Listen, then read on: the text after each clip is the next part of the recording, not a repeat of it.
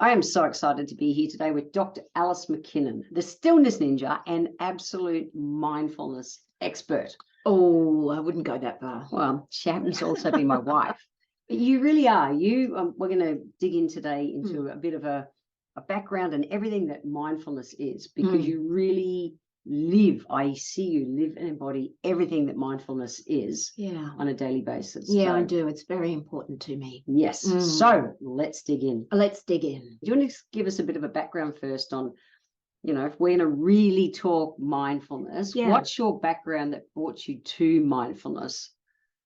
And kind of introduce yourself around that topic. Let's start there. Interesting. Well, I guess what brought me to mindfulness originally was yoga. Ooh. Yoga postures. I've been doing yoga for 35 years, right? Maybe even a bit more. And I guess that brought me to embodied mindfulness, excuse me, where the breath connects the body and the mind. Right. Yep. Wonderful, wonderful practice, and I love it very much. It took me through some, through a divorce, through a shared parenting of my son, through difficult times. It's taken me through all sorts of ups and downs in life. So I guess that's what kicked it off, with a wonderful yoga teacher up on Beachmont. Cool. Yeah. And then I guess for the last 10 years, when I was turning 50, a very dear friend introduced me to a form of sitting meditation that my busy body and my busy mind she's a busy mind girl found intriguing enough to sit still for. Right. And so I guess, that's when I started my daily sitting meditation practice, which has now been going for 10 years. Nice. And that... and then he also introduced me to another practice called japa, deep breathing with a mantra. And they changed everything. Okay, cool. So your gritty mindfulness is what you call it. It's not just mindfulness, it's gritty mindfulness. And I love it because it's about being able to, as you explain it, and I want you to expand on it, but it's about being mindful amongst everything that's going on in the world. Because even my spiritual teacher says, anyone can be peaceful in the ashram. It's about applying that to everyday life. And that's your gritty mindfulness, is about staying mindful amongst it all, isn't it? It really is. Gee, gritty mindfulness is quite a new concept that I've been developing. Sure. And it came about in a conversation, about this time last year, when I was reinventing my business and really honing in on integrating all that I've done over the last 30, 35 years and all that I want to do and how I could help people in their lives.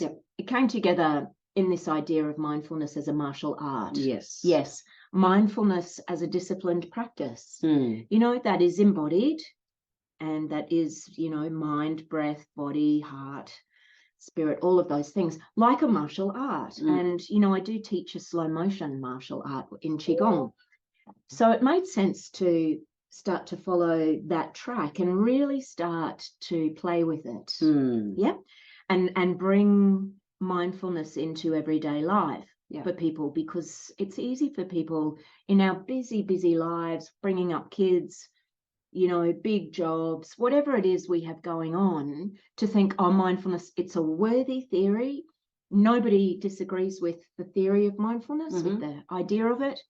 But gosh, practicing it is all a bit too hard. Blah, blah, blah. When I've got more time, I'll practice it. So I really wanted to start to bring mindfulness into everyday life. And then talking to a friend a couple of months ago now, who is a police officer and a fiery, she's keen to have me come in and work with the police service. But she said, some of the people in the service, they think, why mindfulness? Why? And in that conversation, I said, what if I could bring mindfulness into the grittiness of everyday life, of the type of work that you guys do in the police service? She's like a forensic cop. And I said, what if we could do that? How does gritty mindfulness sound? And I could see all the light bulbs switched on in her head, and she just went, yes. People will love that. And so that's where the idea of gritty mindfulness came from. And it's about being in the cut and thrust of everyday life, in relationships, raising kids, with difficult bosses, sometimes toxic workplaces, working on your own, whatever it is. Life's gritty in different ways to different people. It is. Yes. Yeah. So that's what I'm working quite closely with these days. So do you want to just give us the bottom, because we're bottom line kind of girls. Do you want to just do the bottom line on what your 7 steps to gritty mindfulness are? Yeah, maybe Mrs. Jen, before I do that, I could maybe just mention what some of the benefits of mindfulness Absolutely, that's are. a really good idea. Yeah. That's so funny. The neuroscience, Absolutely. The neuroscience tells us now that mindfulness practice, sitting, meditation, deep breathing, bringing our focus to the present moment in many different ways, mindfulness practices. The benefits of that are focus, brings focus back into our life. Our muscles, our capacity to focus are improved. And that is huge these days in this world full of distractions. Yeah, big time. And we know that being able to pay attention and focus is a very important skill. Oh my gosh, yeah. A life skill. So there's so many more distractions nowadays too. So many more. Yeah. So many more. So it helps us to focus. It helps us to pay attention to what's going on in our bodies and around us, inner and outer energies. Yeah. It helps us to calm and steady our nervous system. So we have the sympathetic nervous system, we have the autonomic nervous system, just, kicking away all the time.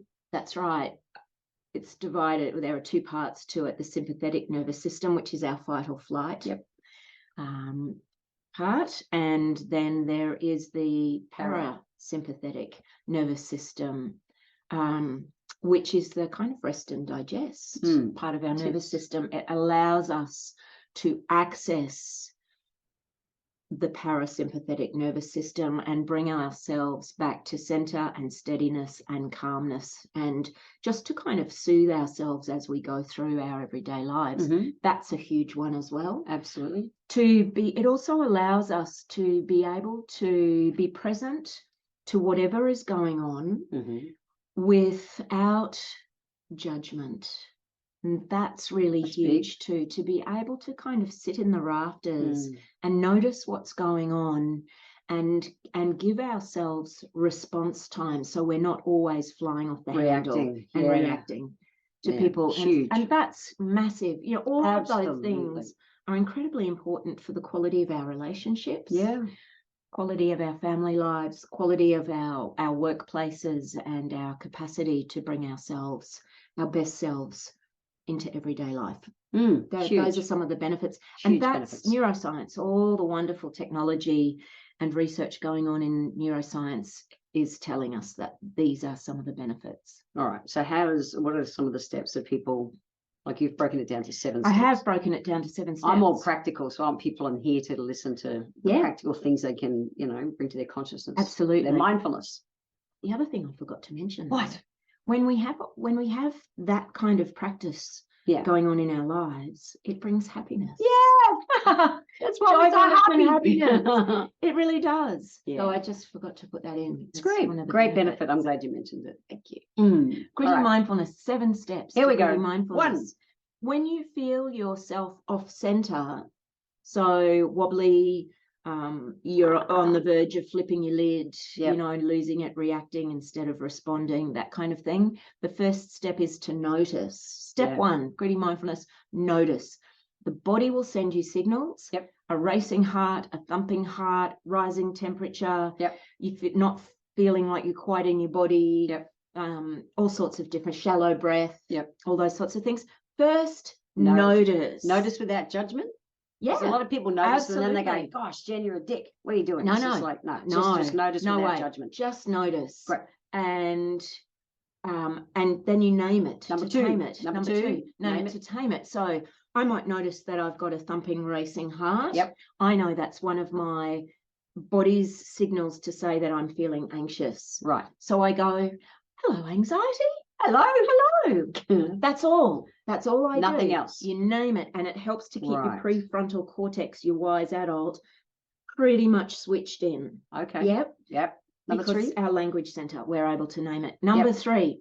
So notice it, name it, do something to bring yourself back to center. So things like give yourself a hug.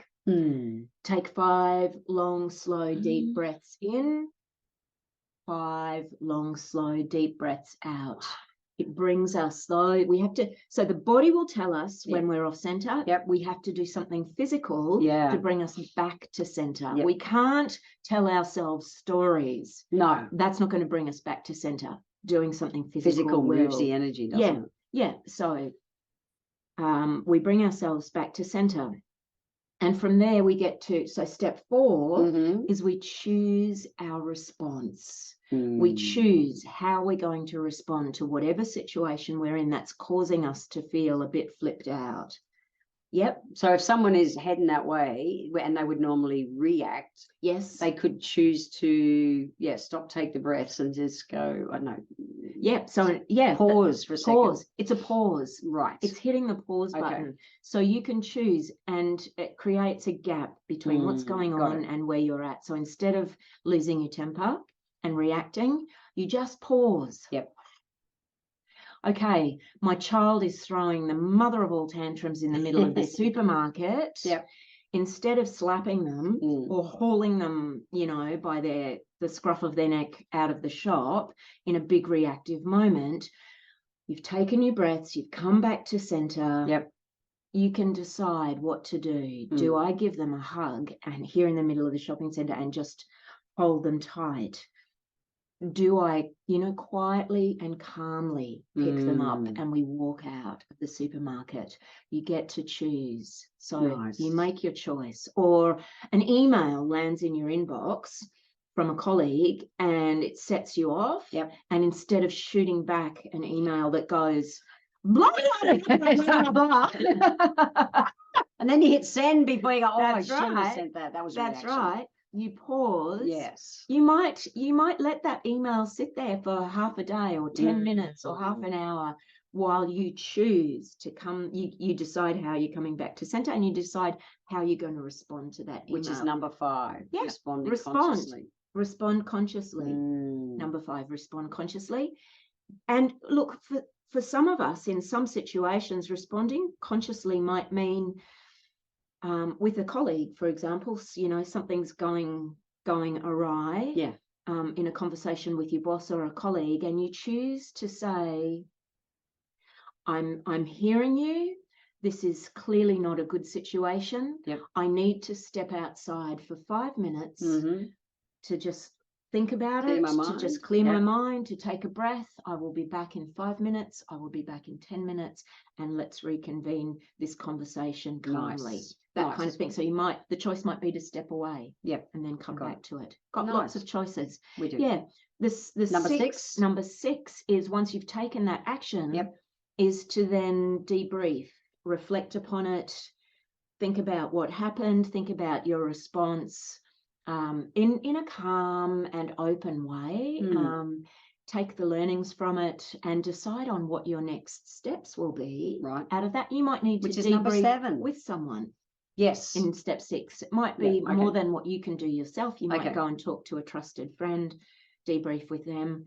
And yes, step 7 is to then take the next step, whatever that would be. Nice. 7 easy steps. They are. I love it. Yes. And practical. That's the thing. They're very practical. And I found a nitty-gritty 3-step process the other day as well through some training I was doing. And that it kind of is a extreme one. The 7 steps are ideal if you can do it, but if you are really caught short, we pretend that we have a remote control. With a stop, pause, play button. Right. Those 3 buttons. So there you are. You're triggered. What's happened? The whole thing's going to shit. And you grab your imaginary remote and you press stop. Stop means take a big, deep breath in, deep and slow, right down into the belly for about 5 seconds. pause, then you press the pause button, which means you exhale for as long as you can, right to the very, very, very, very, very end of your breath. Right. You might need to do that a couple of times. Doesn't matter. Yep. Just do it. Stop, pause, in breath, out breath. Then when you're ready, you press play and you respond consciously. So, yeah, you respond consciously. So that gives you a gap. Nice. Yeah, it's nice and easy to remember too. Love a gap. That's really cool. That's the bottom line. Yeah. Yeah. Love it. You work as a professional speaker. You teach on this stuff into corporations. Like you say, the emergency services are starting to tap into your stuff. Yeah. You have so much to offer in that. But I love that you also do one-on-one coaching with people. Oh, thanks, Mrs. Remotely Jen. around the world on Zoom, which works really well. It works really well.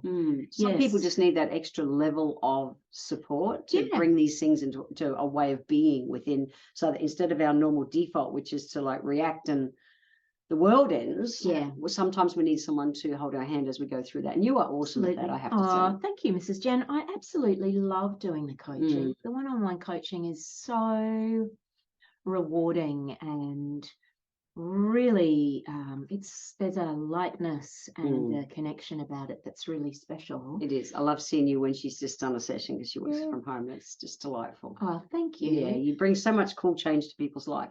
Thank you. When they need that extra layer of support. Thank you so much. I combine gritty mindfulness with Psych K,